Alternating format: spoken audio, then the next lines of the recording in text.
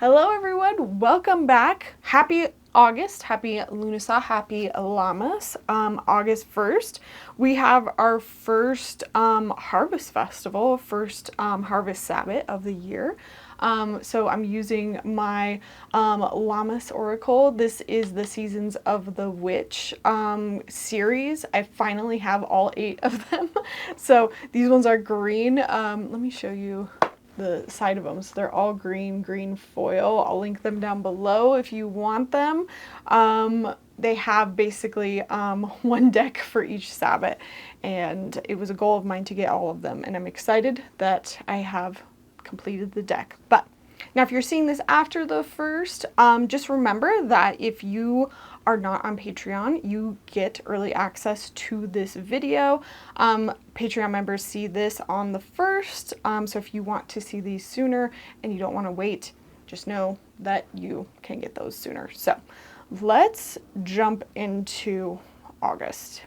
And just remember to subscribe so that you can see these videos as soon as they come out. Okay, and I did feel called to pick 2.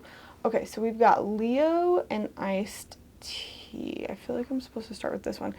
Iced Tea. Lean into your soul's pull and listen to its whispers to nurture yourself. Okay, Iced Tea. And then we have Leo. To deny your heart's joy is to deny nourishment to your spirit. Okay, August is definitely this theme of like, we have to listen to this inner calling.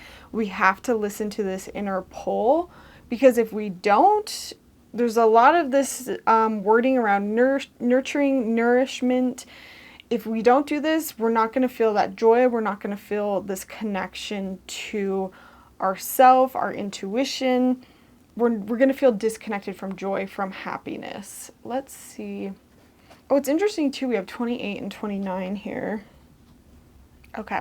And furthermore, this card of Iced Tea also kind of talks about like burnout, honestly, and reminding us this month to not overdo it. I feel like that's kind of a lot of the theme of like 2025. There's almost always this element in all of these readings. It's reminding us, like, taking a glass of iced tea, remembering to slow down after a period of hard work and taking a glass of tea, drinking. Like, didn't we have like some card about like, it was like hydration. I think it was like the hydration card. The spiritual equivalent to heat stroke is burnout. Yes, you can keep going and keep pushing, but the results could be devastating. And what would have been a short break could end up being a very long and possibly destructive breakdown. Fortunately, there's no need for things to go that far. You have received this card as your warning to enjoy some much needed relaxation. So this card is just a reminder. Stop, slow down, again, hydrate. Remember last month, hydrate. Take some iced tea, lean into your soul's pull, slow down, nurture yourself in whatever way that needs to come through for you. And then I feel like this is like, because of the numbers here, I feel like this is what's next. Because for some of us, this is like, we need to stop, rehydrate, pause, because if we don't, we're gonna like push through and go the wrong direction. Because I'm getting like these 2 paths, like I'm seeing this clairvoyantly. If we don't stop and like slow down, we're just going to keep pushing forward, and we're going to like end up going down this path of like burnout and like pushing for a direction that actually doesn't get the results that we want. But instead, if we slow down, hydrate, reassess, like talk to our guides, check in, it's almost like we're able to reconnect to our intention, reconnect to our goals, what we want to do, our joy, our purpose, like our why, like why we originally wanted to do something. And with that clarity, we're able to go the actual way we're supposed to go. And like when I say that, don't feel like there's only ever like one way, but it's like, it's trusting your intuition at the end of the day. It's knowing which way to go, because you have that clarity of going within, listening to your intuition, and knowing what is really for you. It's because you're listening to your intuition and not doing something that somebody else told you to do. It's not what, society told you to do. It's not what your mom told you to do or your partner told you to do. It's because you've sat with yourself, you've connected with your passion, your desires, your hopes, your dreams. You've taken care of yourself, you've hydrated, you've paused, you've rested, and so now you're like ready to go. 29 comes after 28. It comes after the pause, after the rest, and now you're recharged and you're ready to go. But it comes after. It comes after the iced tea. I feel like that's so important here for some reason. It's 1, 2. They're like yelling at me clairaudiently about this. They're telling me to like pull a card. Like if you don't do this, like if you don't pause and if you just like charge on and don't like tune in, what's gonna happen? It's like the lion takes over. The challenges like overcome you and you can't breathe. And it's just gonna be like burnout. It's gonna be burnout and you're gonna realize that something needs to be let go of like the hard way. Okay. Now, if you guys saw recently, I did a charms video, so go check that out if you want to learn how to read charms. But I wanted to pull just from this, additionally, to get some more information on just the overall energy of this month.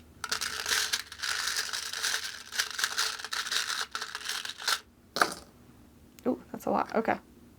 Okay, so we've got like, I can't remember what this is called. Oh, let me lift this up so you guys can see a little bit better. I want to say it's like the Hamsa or something. And then we've got, I can't remember what the name of that is either, but it's kind of like protection. It's like the eye. And then we've got the light bulb, which kind of indicates new, fresh ideas. My seashell here, which I kind of take as emotions, intuition. And then I have the gold bar here, which is about money. So that's really interesting to me. This is sort of saying that a lot of this kind of revolves around like energetic protection. Like we have to protect our energy here. There might be some things happening this month that is like threatening our energetic protection. And I don't mean that in like a scary way, but just like life happens, right? There's things that come in that are just kind of energetically draining. That's kind of blocking our intuition, right? With this like seashell. I think that's why both of those came up reversed. And it's things that might be bringing in ideas that could even possibly be making you money. And I think that's where this like card comes in, of like where we could be pushing forward and bringing in like new ideas and new growth. Interesting. I'm asking like, where is this showing up in our lives? And very similar to that lion card that I pulled that I didn't lay down, strength. Strength in reverse. So something in August is coming along that is asking us to dig down and really find some emotional strength. So that to me says it's not necessarily about any one thing in particular. It might just be purely because this is a group reading. So it's hard to like nail down one thing for everyone. It might just be emotionally trying for everybody. Any more clarity, Spirit, on where this is affecting us? Yeah, it's definitely mentally taxing. Something that's really mentally tough for us with the King of Swords here. Something we thought was solved, something we thought we fixed in the past that we're now having to come back to, and we're like, gosh dang it, like I don't want to have to fix this again. And there is some resistance around this when I pulled both of these in reverse here. And so I do feel like this is like, again, lean into the pause, lean into like, what is your soul whispering to you? Like, why is this coming up? Like, I feel like this has come through in several of my private readings, which is lean into the resistance. And forgive me if I said this again last month, but I feel like this is pertinent again, and it's, when you are trying to move one way and you just keep hitting a wall, instead of like pushing into that wall, ask why the wall is there and stop trying to fight the wall and step back and and say, okay, fine, like, why am I not supposed to go this way? And, I'm going to stop trying so hard. And maybe there's a different way of like going about it. Lean into the resistance, like lean into what's not working, because sometimes when you just keep pushing and pushing and pushing, that's where you get to the burnout. Pay attention to what's not working, because where you pay attention to what's not working, that usually reveals where the problem is, and that's usually where you can like find what needs to be fixed. I hope that makes sense. Okay. And I think what's going to be tough for us this month is like almost this energy of feeling disconnected from our desires, like what we want. Let me just pull this up. I've got a glare here. Feeling disconnected from our desires and feeling like we can't ask for them, or feeling like we can't receive them. And like I'm getting this sense of, gosh, like just we're so dysregulated for some reason that we forget about manifesting. We forget that like we can meet the universe halfway. We forget that like we're even allowed to have desires, because we're so stressed out about like what's going on here for some reason. That like something is sucking us back into like the lack mentality, that we're like, oh gosh, I'm gonna have to work so hard for this again. Like that lack mentality, that survival mode where you're just like, oh crap, I'm gonna have to do XYZ again, and I'm gonna have to grind. It's like going back to those old survival mode habits, right? Like, don't let yourself go there. The obstacle this month is going to be remembering that you're allowed to ask and receive. Like it doesn't have to always be like hard work. Like, you are allowed to rest, you are allowed to pause, you are allowed to ask, you are allowed to receive. It's like, I feel like the obstacle is literally just remembering that the law of attraction exists, and like this won't last forever. Like, don't get in your head this month, you guys, that like this will be forever and that things are never going to get better again. Like, I feel like that's important. Weird. I just asked in my mind, because I was thinking about like pulling some more charms of like why are we feeling this way? And then I just immediately saw like my shed, like the ceiling of my shed, because I'm in a little she shed out here, like crashing down on the top of my head and like crushing me. And that was like scary. And so I feel like there is this sense of like, oh my gosh, the sky is falling. So there is something that's coming in August that feels very dysregulating. So again, that is why it's so important here that we pause, listen to ourselves, nurture ourselves, call on our desires. And again, I think that's where this Leo comes in. Don't deny yourself joy. Don't deny yourself nourishment. Don't deny yourself what you need, what you desire, what you want to ask for. It's going to take a lot of strength this month. Like, what is with this? Why? Like, why? Okay. Is this individual, or is this might be a little bit individual. This might be a little bit like something happening to everybody. Okay, but let's pull another card. Okay, I'm asking like how best we can work with like the energy of this month. And I pulled the Corn card. Interesting.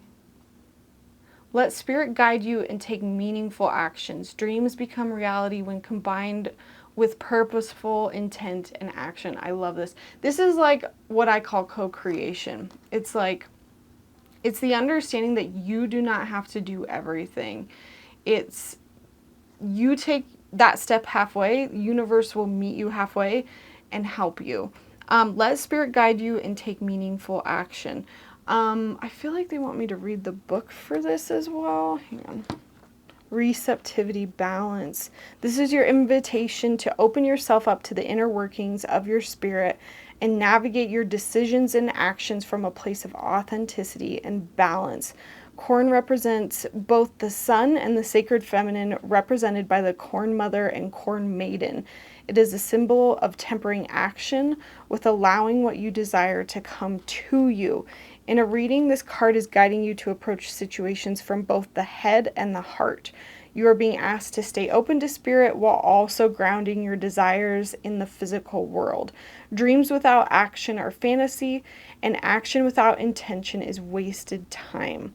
Likewise, there are times when you need to push and times when you should sit back and let things come to you. It's a constant dance of refining, always tinkering until you get just the right formula. So I feel like this month is kind of about like doing that dance of like action versus receptivity. Like part of it is like I'm allowed to receive, I'm allowed to ask the universe, but I'm also allowed to take this like action, this kind of this Leo card that we pulled earlier.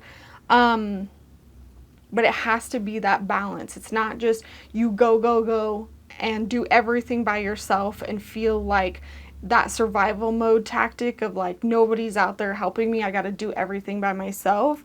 And it's not the opposite either of like I'm going to sit on my hands and just wait for everything to get better also. And that's what co-creation is. It's like working with the universe to those combined goals and dreams. And honestly, I feel like if you're like, how do I even do this? It's using your intuition. It's figuring out a way to understand your psychic ability and talk with your guides, talk with spirit, talk with your intuition, like whatever you believe in, so that you can, anytime you're not feeling connected, anytime you're feeling confused on the path forward, you've got like a certain technique. Like you use charms, you use tarot cards, you use shamanic journeying, meditation, and you have like your go-to technique. You use dream work and you sit down and you say, I'm confused about this. I'm going to use my psychic abilities to get the answer to this. And that's what this card is. You're sitting down, you're pausing, you're reflecting, you're getting that clarity, and then you're able to kind of move forward with this balance of like, I don't have to do everything. I understand spirit's kind of leading me and they're helping me. And I'm following their guidance. It's not just like I'm plowing ahead in the dark blind. I'm so distracted. Like there's like a helicopter just circling my house. I feel like in all my readings lately, there's just helicopters always above my house. It's just never ending. Okay.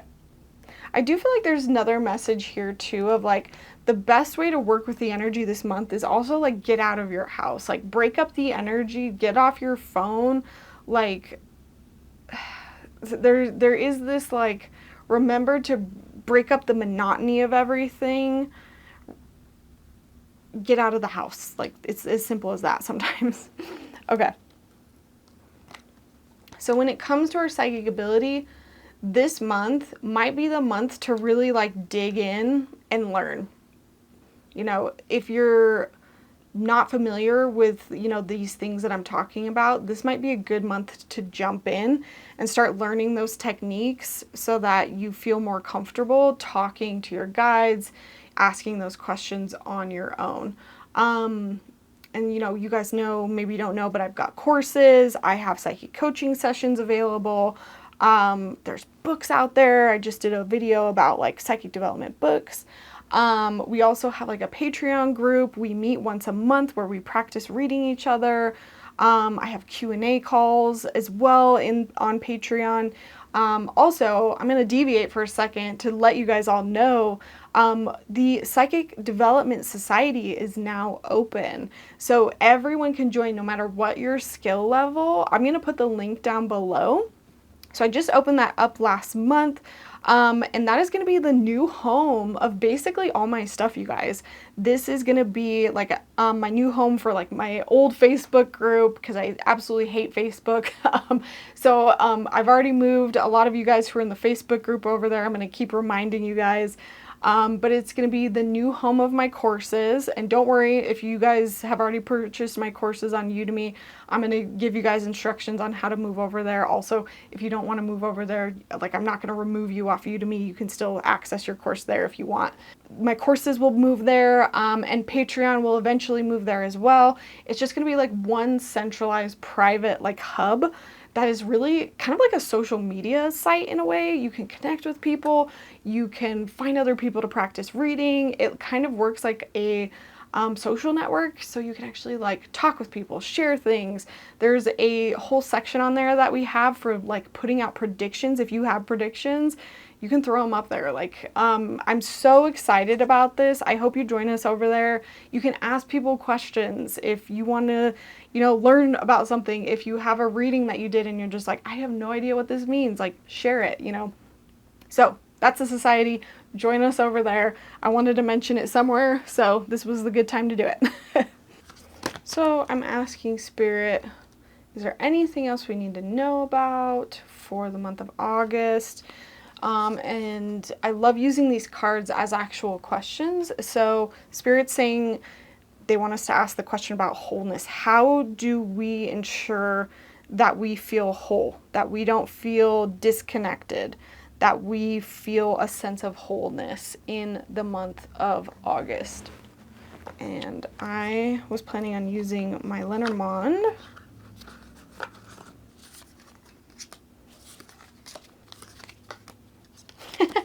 This is so awesome. So, Lenormand, you read very sequentially, literally. So we have the ring. This is anima, but it's also like interpreted as the woman.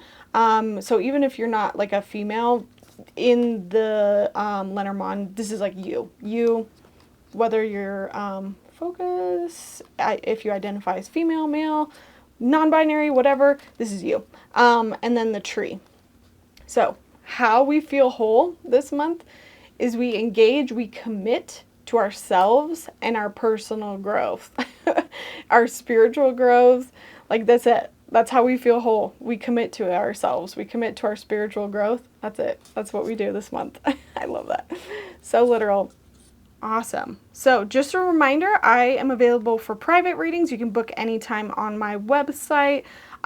Decks that I used are below, but stick around. We're going to jump into Patreon members' private cards, as well as our Astro Forecast coming up for this month. And this month, astrologically, some big stuff happening.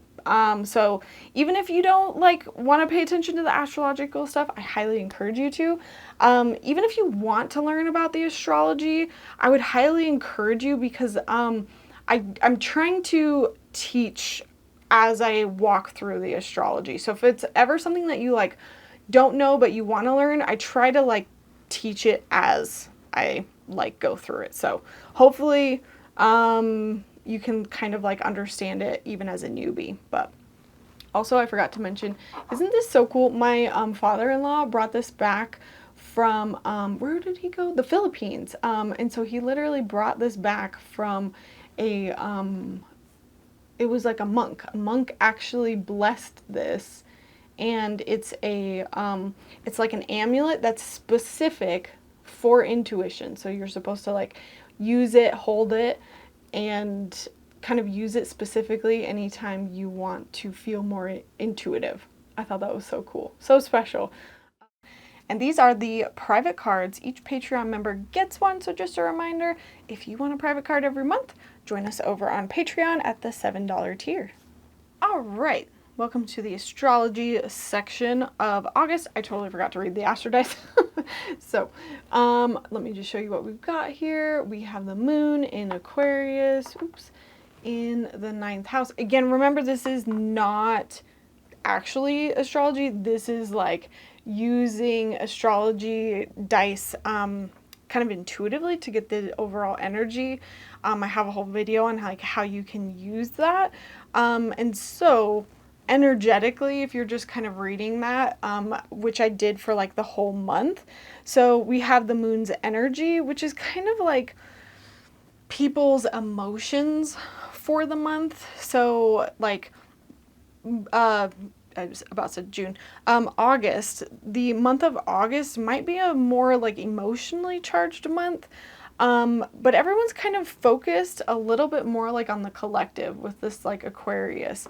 We're focused on like more progressive ideas, more like intellectual, spiritual ideas. And it, you know, with it being in the 9th house, this is like belief systems. It's our values. It's our spirituality. It's our, you know, what we think and believe about the world. So ultimately, like when we put all of these together, it's like there's this kind of collective emotional tone where everyone's kind of like detaching from old belief systems, and we're focusing on like, what do we want to believe? Like collectively, how do we want to move forward intellectually, spiritually? How do we feel more like inclusive, humanitarian? That's kind of like the energy that we have going on, like with everybody, kind of in the group, essentially. So that's interesting to me, knowing the astrology of what's coming up. But again, that's energetic, not necessarily actual. Let's get into this month. So, sorry, I just moved my camera just so we can see a little bit better. Okay, so August 1st, which just passed for those of you who are on YouTube, for those on Patreon. Hopefully I get this up to you right before August 1st. This is Lunasaw, or I'm just going to spell llamas because that's easier. Just a reminder, I have a whole Sabbath series. You can go watch it, see what it's about. So it's something you can definitely look into. There's some fun themes around it that you can incorporate. You don't have to necessarily be a practicing like witch to do that, as I showed in my video, but there's definitely some fun traditions that you can incorporate using some of the things around it. And you kind of notice from the cards some of the themes, like the corn dollies, for example. You can make corn dollies for llamas. So that's August 1st. Also on August 1st is the Mercury Cazimi, which is just the Mercury's halfway point. Because remember, we are in Mercury retrograde. Sorry, that's Venus. Mercury is in retrograde as of like halfway through, Mercury has been in retrograde since July, like halfway through July. And so right on August 1st, we have that Cazimi. So I'm just going to put like halfway point. Oh my gosh, I cannot talk and write at the same time. Okay. So just know that it's at its halfway point here. Usually when this comes across, just know that this is like when you start to notice like your Mercury retrograde path sort of reaching like a resolution. You're like, oh, okay, this is sort of what this is about, this Mercury retrograde for me. Now I can start realizing what it's about, and I can start moving forward into somewhat of a resolution. It's not going to actually be resolved until Mercury starts moving forwards again, because again, retrograde means it's moving backwards. But know that it's halfway on August 1st. And if for some reason you're jumping into this video for like the first time, you can always go back on my prior months to figure out like the start of that Mercury retrograde and like the messages that I had around that and like what it means for you. But jumping ahead, like the biggest energy that we have for this month of August, like this month is mostly intense because we are getting like the biggest preview of the next couple of years. Because essentially, like what I've been talking about all year in my podcast and on these monthly forecast videos is that all of these outer planets, they're going to change signs, right? And I've been talking about how Saturn, Neptune, Uranus, and Pluto, they're all going to change signs, and they don't do that very often at all, hardly ever. Like this moves signs at every like 20 years. What is it? This moves signs every 7 years. 7 years. Saturn moves signs every like 3-ish years. Neptune, and this is Saturn, Neptune moves signs every like 14 years. So they're in there for a long amount of time. So that's why 2025 is so kind of crazy. And tell me in the comments if you've been feeling this. Like right now, this month, you're probably already feeling it right now. Like this energy, the start of this year versus right now, it probably feels like you're a completely different person in some way, or your life feels completely different. I know I feel this way.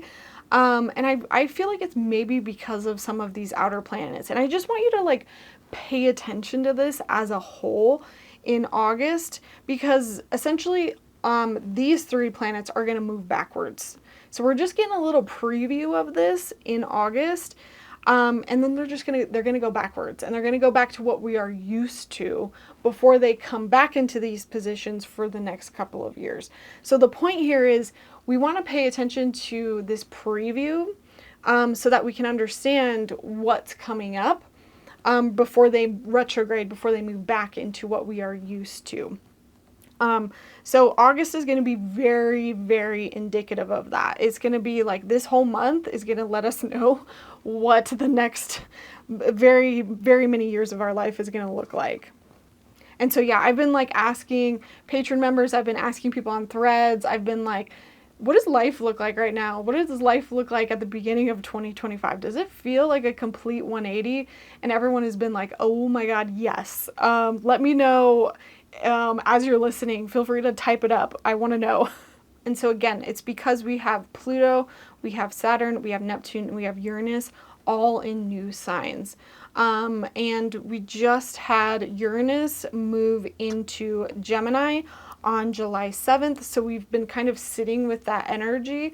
Again, I don't really go over the past like month in these breakdowns, but I do go over them in my podcast. I am going over my interpretation of what I think all of this means for the future, for kind of like the US, in my political podcasts. So if that's something you're interested in listening to, head on over to my podcast, the Practical Psychic Podcast, and I'll break it down there. That's just not something I'm going to do here just for time reasons.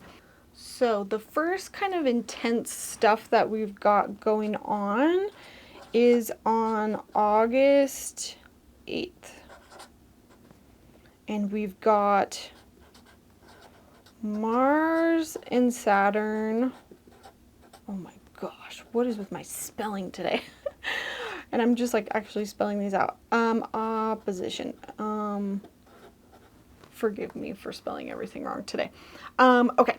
So essentially, by August 8th, Mars and Saturn, which is Saturn, Mars, are in opposition to each other. So it's like they're doing a complete 180, and it's like exact on August 8th. So know that like coming up to August 8th and post August 8th, you're still going to feel that energy. It's kind of like think of it as a graph where it builds in intensity and it like wanes in intensity. And just remember too, Neptune is here as well. Saturn and Neptune are right here. And essentially, this is that kite graph that I've talked about like all year. And maybe I'll like do a fancy like graphic here, because not only do we have this opposition between Mars and Saturn and Neptune here, but we also have Uranus trining Saturn and Neptune, and Pluto trining Saturn and Neptune. So bear with me, I'm going to kind of explain what all of this means, because I know you're probably like, what the hell? Let's just start with Mars and Saturn. They're both malefics, which is kind of like, they're both negative planets. And they are opposite each other. So they're both in kind of like one of the worst, one of the hardest aspects to each other. So they're bad planets making a bad angle to each other. So it's really not good. And with this, we've got Mars. And so Mars is very fiery. It's very hot. Saturn is very cold, it's very slow, it's very restrictive. And with an opposition, like symbolically, apparently what happens is like we think of like a rubber band, they pull at each other. And so there's kind of like a war between these two energies. I've often heard it described as like a tennis match as well. I kind of like the rubber band idea as well. It's like you're pulling so hard that it's just like waiting for something to snap. Or another way of thinking about this energy is like you're putting both, you're stomping on both the gas and the brake at the same time in a car. And that's like going to put wear and tear on the system. And I'm using a lot of metaphors from other astrologers that I listen to because, again, I'm not like a professional by any means, but I think that those analogies really help to understand this.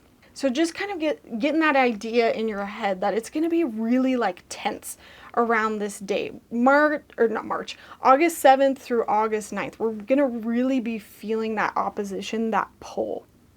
And unfortunately, the past times that this has come up in our collective was COVID. Now, I am not fucking saying I don't know if I'm allowed to say that on YouTube. I'm not saying that COVID is going to happen because apparently other times that this has happened was also like when we had like COVID like variants pop up. So like when this aspect popped up as well, it was like when the Delta variant like came back or like I can't remember the other names of the variants. So it's not always like a brand new plague, but I do want to like let you know it has been associated with that. It's a really shitty like aspect. You've got both of these icky planets on a very icky aspect. So it can be associated with plague, but it's not always.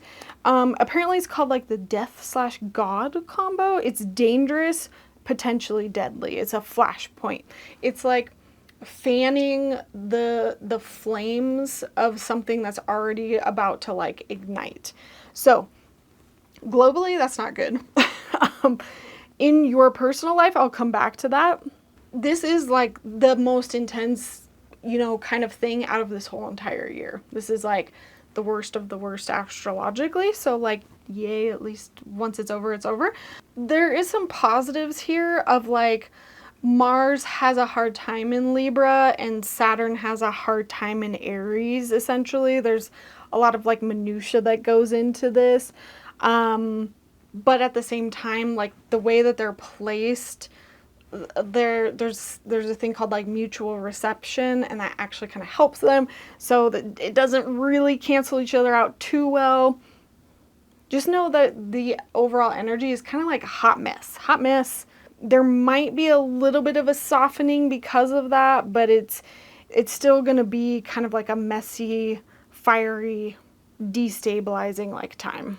And specifically like Mars in Libra also is like, Libra is the sign of like harmony and balance and like fairness, and Mars is like the god of war. Mars is like, I'm gonna start wars. And so think about Mars in Libra. Apparently like Mars in Libra is like the person acting aggressively and pretending to not be aggressive. So like, I'm gonna start a war and pretend not to start a war. So there might be some like gaslighting energy going on there. Now, although the 8th is the peak of this, we're going to feel it from kind of like the 4th through the 13th. So you're going to start to see the buildup of this pretty soon. And now I am not going to claim to know at all what's going to happen to this, but I'm going to tell you just what other astrologers have said. And I do trust some of them pretty well. Iran and Israel, definitely going to be something that happens there, just based on prior occurrences that have happened with this. Definitely going to be something happening with Iran and Israel around this, and probably not something good. Probably going to be a big escalation there. A lot of that has to do with both Iran and Israel's personal charts, like their country's charts, as well as their leaders' charts. They've got a lot of things that just like get triggered with these transits. I mean, I really hope it's not anything like plague related. I think that's why earlier in the year I was saying like to pay attention to like the bird flu or like potentially the measles. I haven't been like watching them very much. Unfortunately, like those departments like have been like the funding has been cut, the people have been cut, and like their social media, like the people that talk about it, like they're not like putting out anything anymore. So like it's hard to know what's going on there. Anyways, so yeah, Iran and Israel definitely probably going to see something going on there just because it's been so reliably like every time these transits happen, something happens. And that's like two different astrologers that I follow, basically like nailing that on the head every time I watch them. And that's Chris Brennan with the Astrology Podcast and the World Astrology Podcast. I'm brain farting his name right now. The World Astrology Report, sorry. The guy who runs the World Astrology Report, he was also predicting that this has to do with some sort of like nuclear event with Ukrainian nuclear plant. Because the last two times that some of this stuff has come up, just like there has been this one specific nuclear plant in Ukraine that keeps having like news surrounding it. And he also dove into some like nuclear charts. I can't remember the origin. I don't know if he was like diving into like the actual birth chart of like hydrogen, or if it was something else. I think it was that. But he's worried because around then there's a lot that's getting activated with the birth or with the like the nuclear charts. I don't know that. I want to say that guy tends to get things a little bit more wrong. I don't want to scare anybody. I do think that is more likely to happen over there in Israel and Iran, possibly even like Ukraine or Russia. Yeah, so I don't think it's going to be like over here in the US. Not saying that that's still not awful and horrible. Again, these are not my predictions by any means. I'm just kind of like sharing. My goal here is like maybe on the off chance, I don't think I have any audience members that are listening from over there, but maybe I do. Maybe if you have family members over there, you can like let them know, hey, get out of town on these dates, just on the off chance that like these other astrologers are right. Now in our lives more specifically with this Mars Saturn opposition, usually oppositions apparently in our lives are usually, they show up as literal like other people. So it's like you and somebody else, and it's these houses in your life. So it's kind of like you got to look at your chart as to where Aries and Libra are in your chart. So for me, Aries is my 8th house and Libra is my 2nd house. And so I might be seeing something show up in my 8th and 2nd house, and it might have to do with me and other people. And so there might just be some tension around like dealing with my money and other people's money, my money and my husband's money, my money and debt, or, you know, something around that. So you kind of have to like look and know that might come up around this time, and know that this is kind of like fully activating like Saturn's story, and what the next 3 years of Saturn's story is gonna be. So this is like a good time to take notes of what's going on in your life. Pay attention to like what's happening around your life around this. Is it like a weekend? I can't remember. Whatever it is, just write down some notes of like what's stressing you out, what's going on in these two areas of your life, because again, that's going to foreshadow where Saturn is like showing up for you, because Saturn is kind of like going to come in and show you what needs to fall apart, what needs to crumble. You know, not everything needs to necessarily crumble, but it might show you that something in your life is going to really get stress test and it might actually survive. And you might just have to like shore it up and like really protect it over the next kind of like 3 years. So it's going to, you know, foreshadow something in that area of your life, which I'm not looking forward to. This is my eighth house of other people's money. And like, I'm already feeling this and it's been so stressful, you guys. So, and for me already, it's just crumbled. Like everything is falling apart. So I'm curious what it's been for you. Like for me, like all of my family business, it just fell apart. Like I'm hoping we figure out a way for it to like come back. Like my family's RV business, we had to sell it. And so now I don't have income from that. I had to take on new debt, debt being like a car. So like I got in a car accident. And so I had to buy a new car. That technically falls into the eighth house because it's a loan. It's other people's money. It's not my money. So that falls into Aries. So I have a new loan, which falls into Aries. And what else happened? This all happened around the same time, when, Saturn moved into Aries. I'm hoping maybe my husband like makes a lot of money to balance this out. I don't know. Anyways, my point is like, I can already see that theme. You might be really seeing that theme. Jot it down, take notes. That's why I always say to pay attention to that, because it's going to foreshadow. And I am going to do a podcast on this specifically. Even if you're like super new to astrology, I'm going to be doing a podcast about ingresses and egresses and why it's so important to pay attention to these patterns. And I'm going to walk you through how you can start tracking these in a very like basic, like step-by-step process. So on my queue of podcasts to make. I also want to say, for those of you with Saturn natally in Aries, so if in your birth chart you have Saturn in Aries, so you would be right now around the ages of like 29 to 30-ish. Oh, and I can't remember. You'd also be like in your late 50s to early 60s. And then beyond that, you're probably not watching my YouTube channel because you'd be so old that you wouldn't even know how to work it. But so you guys are actually going through your Saturn return. And I totally forgot to mention this when Saturn moved into Aries.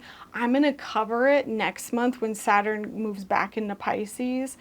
So make sure you come back for sure. For my September forecast. So I'm really going to like make an emphasis on this. But the point that I want to make here is that during this August 8th, this whole Mars Saturn opposition, this is like your first real like Saturn return stress test as well. It's gonna like bring up like your first, I love how they put it in the astrology podcast, like it's your first boss battle with your Saturn return. So just, and I don't say this to scare you, it's like, it's more just like, hey, know what's coming up so you don't like freak the F out. And it's just like, okay, cool, I'm gonna roll with the punches. I looked back at my Saturn return, which again, I'm gonna go over this in that podcast that I mentioned. Mine, what happened with me on this, it was literally the night that I got COVID. I went back and I looked at these dates because I didn't know at the time, I wasn't tracking, but I kept good enough like records through my phone photos and through my journals that I was able to go back and figure out like what dates were what. And on my kind of like boss battle Saturn return date, which essentially is just like whenever Mars makes a hard aspect to Saturn, one of the days was literally when COVID, it was the night that my son got COVID. And it, even though we didn't know until a couple days later, that was the origin point, that then cascaded into a whole bunch of events that like just made things so hard for us because we ultimately went and we traveled, and it created this awful, like horrible trip, and we had to like come back early from the trip and we couldn't get back, and it was just like one horrible thing after the other. Anyways, that was like my thing. It wasn't that bad actually in the long run, but it was stressful at the time. And again, remember, guys, with the astrology, the whole point of the like forecasting is to give you the extremes. It's to give you like, here's one end of it, here's the other end of it, here's the spectrum. You could have something as minor as like stubbing your toe to your whole leg getting like chopped off. Like, it's not always going to be the extreme for everybody, but you give the extremes so that you can understand what happens with that astrology. But it doesn't always mean you're going to get the extreme. Okay. And I'm spending a lot of time on this one, but this one's important. The last thing I want to say about this kite pattern that we've got going on, I'm going to be paying attention to it. I am going to come back to it in a podcast. I'm going to be really paying attention to the global events that happen on this day, because essentially this pattern is going to come up again in February of 2025, and I want to say it might come up again a couple more times. I can't remember, but it's going to come up. It's going to foreshadow things in the future. It's very important. I'm going to cover it in upcoming podcasts. And this kite pattern is pretty rare. It doesn't happen a lot. And so that's why it's like so interesting. And that's why I'm like never going to be like, oh, I know what this means, because even astrologers are like, there's not much that they know about it. Again, that one guy said, the one astrologer was like, you know, he's worried that it's going to be like nuclear or even like alien. And I'm almost like, my intuition is like, I don't know about that. But the kite pattern, from what I understand, is usually like a man-made catastrophe, a man-made horrible thing that happens that ends up actually forcing people to change and forcing some good to come of it after the fact. So think of COVID. That was something that was sort of like created by us because we weren't like doing a good job of like keeping it contained. And we said after that, like, never again. Also, because of some of the other aspects that are happening here, this is the first time we're seeing Mars doing something in Gemini. This is the first time we're seeing some of these planets in their new places aspecting some other planets. So there's a lot of foreshadowing for the next couple of years. My fear is that around these dates, I'm worried that this is the start of some sort of war, some sort of like trigger point, some sort of like, what's to come. I think it's going to get scaled back. I think it's going to like, maybe not like escalate, but I'm worried that this is like the starting point. We'll see. But hey, maybe it's just another plague. I don't know. So optimistic. Okay, moving along. Right at the same time, and what's tough about this is that the next day, right on the heels of this, August 9th, is our first lunation. So we have a full moon in Aquarius. Full moon. Where's my Aquarius? Right. And essentially with this is kind of right in the middle of all of this junk that's happening. And, you know, full moons, they heighten what's already there. It's already like a dramatic lunation, like it's stressful. They're just dramatic. And so just around this time, again, it's kind of just that same like advice of like, don't do anything risky. Don't do anything you wouldn't do. This is my sister's birthday, and I messaged her today and I was like, hey, what are you doing for your birthday? Like, can you just like be careful? And I scared her and I was like, oh my gosh, I'm sorry. I shouldn't have said anything. And that's what I mean is like, if you're just like hanging out around your house, you're probably going to be fine, right? But if you're like going bungee jumping for your birthday, which I hope she's not doing, I don't think she's doing that, you know, it's a different story. Just know that moon, it just adds a lot of heightened emotion to what's already going on. But within your personal life, you know, you can look to where this is coming up for you, where there might be something that's culminating for you. If you are an Aries rising, this will be in your 11th house, Taurus rising, 10th, Gemini 9th, Cancer 8th, Leo 7th, Virgo 6th, Libra 5th, Scorpio 4th, Sagittarius 3rd, Capricorn 2nd, Aquarius 1st, Pisces 12th. Oh, that's got me worried now. In my 6th house. Okay. So yeah, just know like in your own personal life, when full moons come about, it shows you like what needs to be revealed, what needs to be seen, what needs to be let go of. So look to that house in your life, again, using this handy dandy chart to see what needs to be examined. All right, moving along. August 11th, Mercury stations direct. Oh, that's probably why I'm all over the place with this stuff. I'm not being consistent. It's probably because Mercury is in retrograde right now. So Mercury stations direct. It's no longer in retrograde. It is now moving forward again. But the beautiful thing about August as well is what happens on August 11th is kind of the opposite of what happens with Mars and Saturn, is that we get Venus and Jupiter doing the awesome stuff. So just like Mars and Saturn, these are both the malefic planets. Venus and Jupiter are the benefic planets. So they're both like the best planets, the really good planets, and they're both in Cancer. So they're right here. Essentially what happens is Venus is like moving closer, and they get close enough to each other that they are essentially starting to do some really good things in the Cancer section of our charts. So we're going to start to really feel it from the 8th through the 14th. And this is just going to feel like it's really coming in to heal that part of our chart. So for me, this is like my 11th house.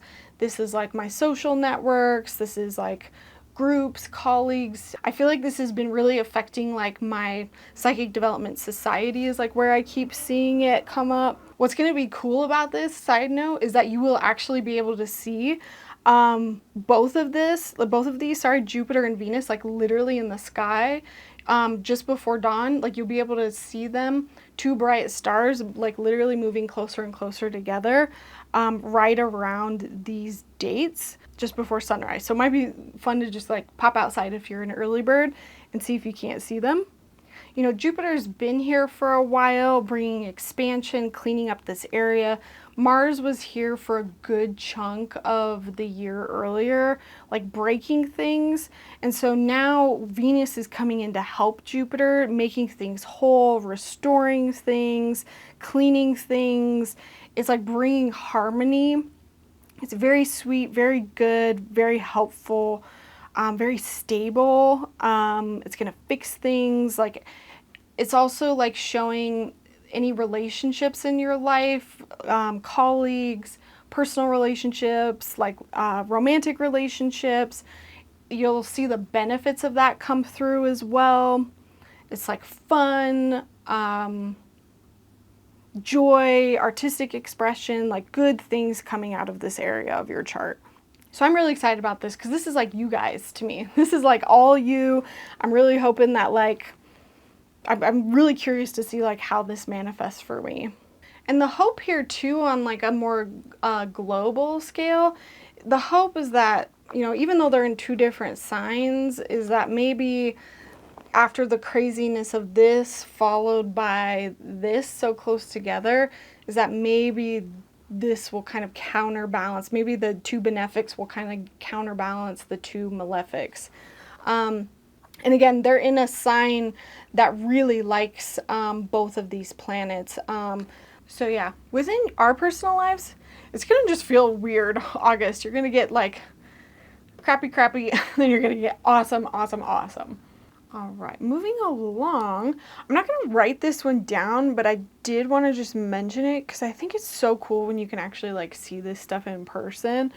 So around the 19th and 20th, you're going to actually be able to see Mercury, Jupiter, Venus, and the moon all like right before sunrise.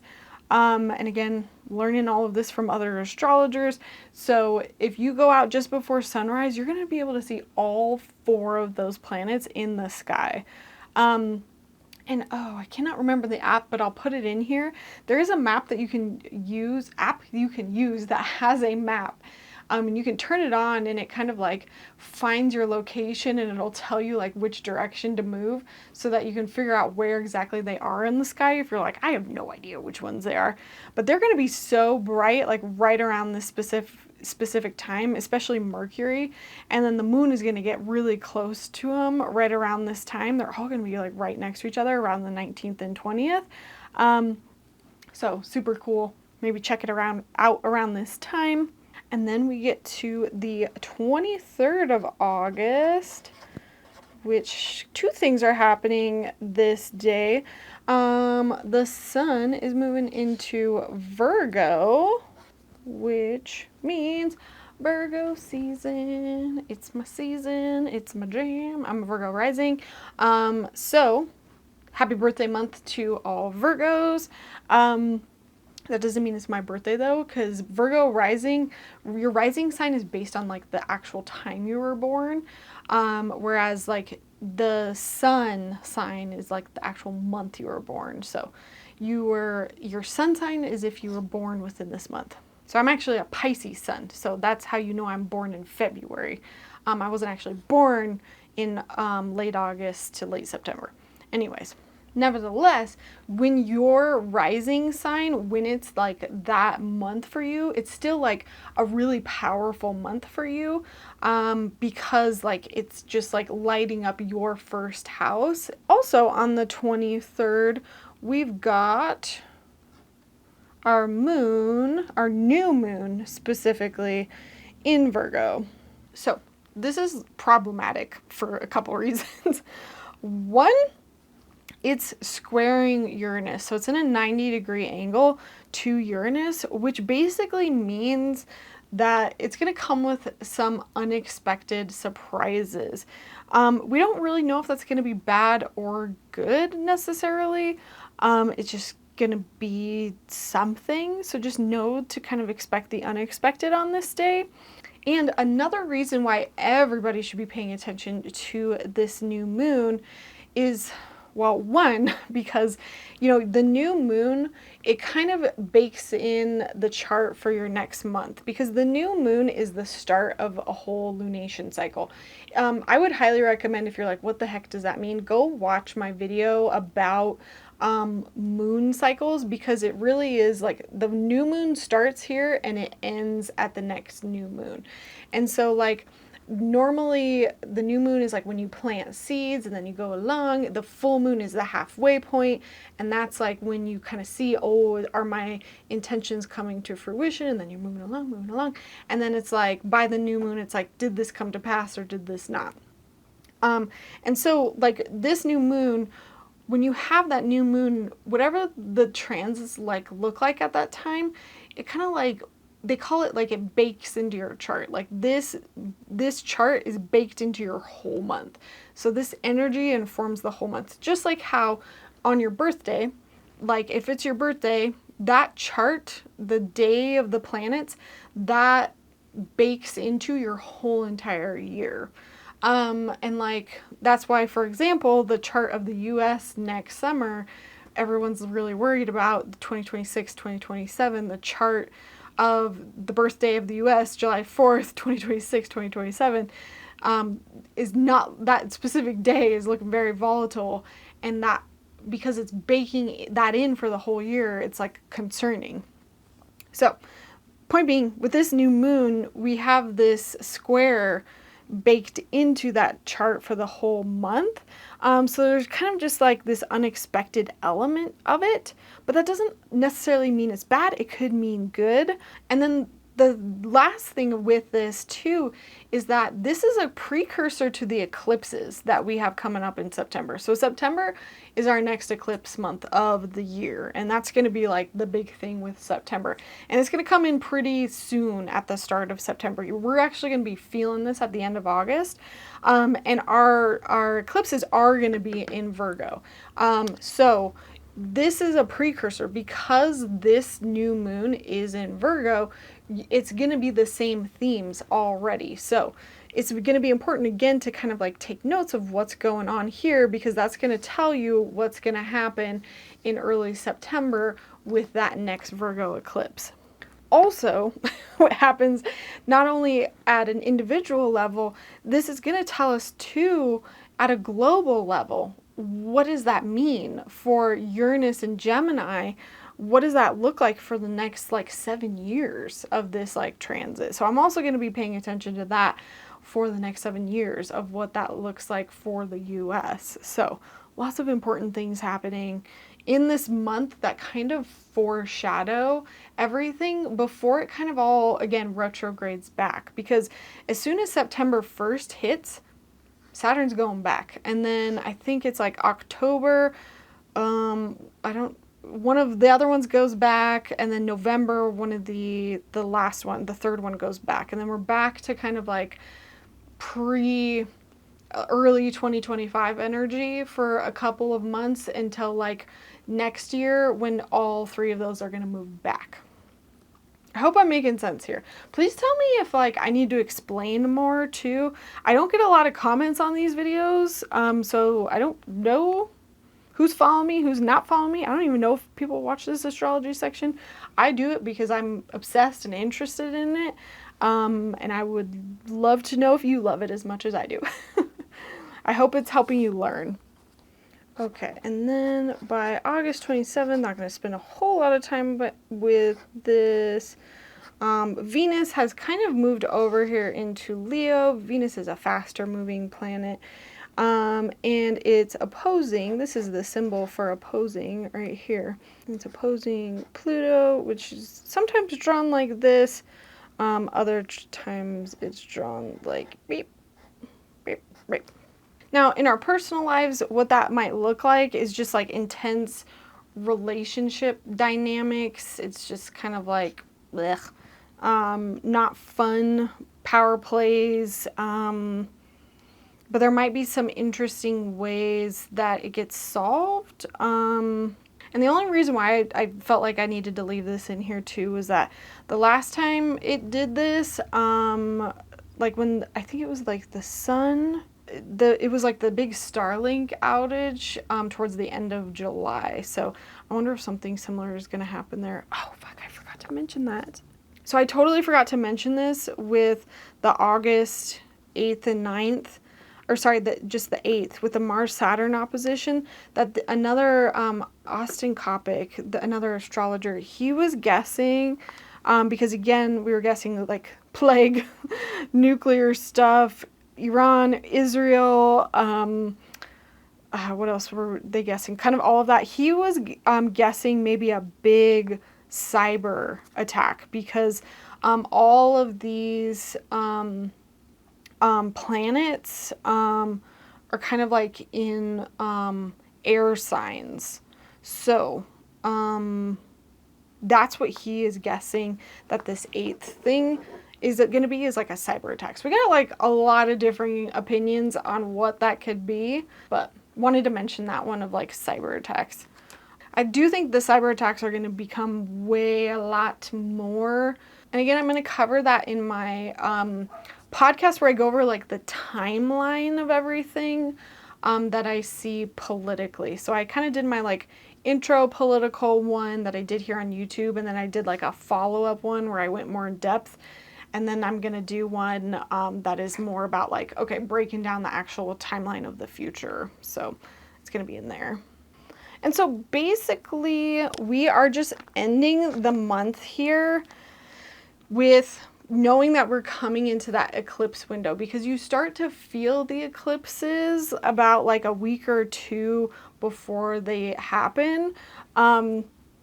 I feel like I don't feel it 2 weeks before. I feel like I maybe feel it like a week before. I mean, you guys tell me. I feel like that's where you gotta like take notes and start paying attention. Just know that the eclipses will start, the first one will be September 7th through the 8th.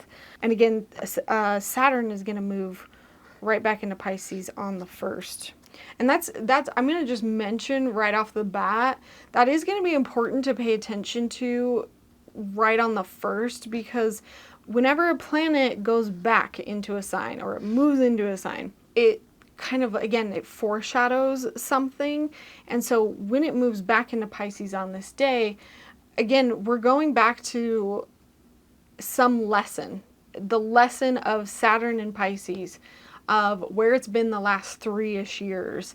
And it's going to remind you of those lessons of where it's been in Pisces the last 3 years and what that means for you.